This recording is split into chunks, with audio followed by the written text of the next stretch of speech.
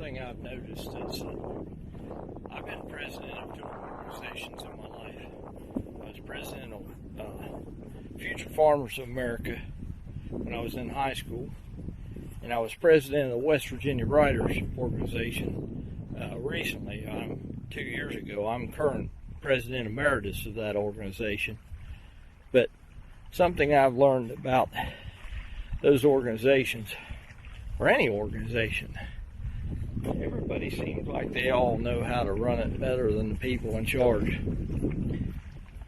And I found that out quite often. When I was in head of that organization, there were people that thought they knew a lot about it, thought they knew a lot about running it and what needed to be done and how to do it.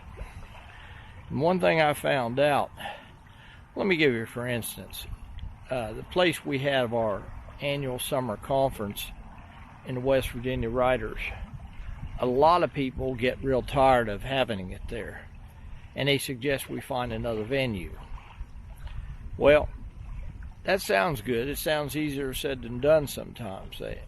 But you get to checking around, you get discussing it, and you get to investigating other places, other venues to have this conference, and you find out they're far more expensive than the place we currently have it, which is Cedar Lakes in Ripley, West Virginia.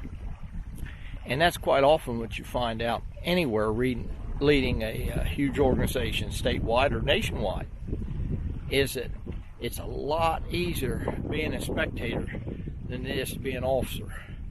And a lot of people find out being a board member is a whole lot more difficult, and there's a lot more decisions need to be made. You're constantly worried about budgets, caring for people's money, trying to give them the best value for the conference they're coming to, and also try to get them the best cost. And quite often, that isn't near as easy to do as people think. Everybody seems to think that's a simple thing. It doesn't require a lot of effort. But that's not really true. You know, it requires a lot of effort. And quite often, the places, everybody thinks you can get it cheaper. Generally, you can't.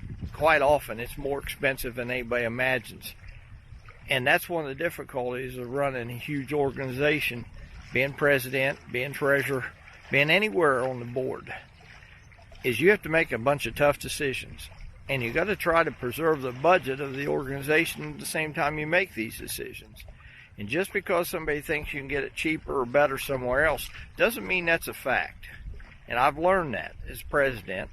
I've learned that in my time on the board 2 years before I was president, and 2 years after I was president in the West Virginia Writers. And I'm sure it's no different in the Western Writers of America. I'm sure it's no different than any other state or national organization you might be a member of. It's a lot tougher to lead than people think. And I think quite often, we don't give these people enough credit for the time they serve, the offices they work for, and quite often they do this volunteer work with little or no pay whatsoever. And it's a tough job. And I think we need to give those people more credit and more thank yous for what they do, because it tends to be a rather thankless job that everybody thinks they can do, but not everybody wants to. And it takes a lot of time out of your life and a lot of time away from your wife, your family, your kids. People don't realize how much it involves and how much it takes out of you. And you're criticized, you're griped about, you're complained about. Seldom a lot of thank yous go with it. So I think people that head up these organizations need to be given more credit. And I think we need to, as members, we need to try to recognize what's done to help us out by people that volunteer their time. Thank you a lot. Bye for now.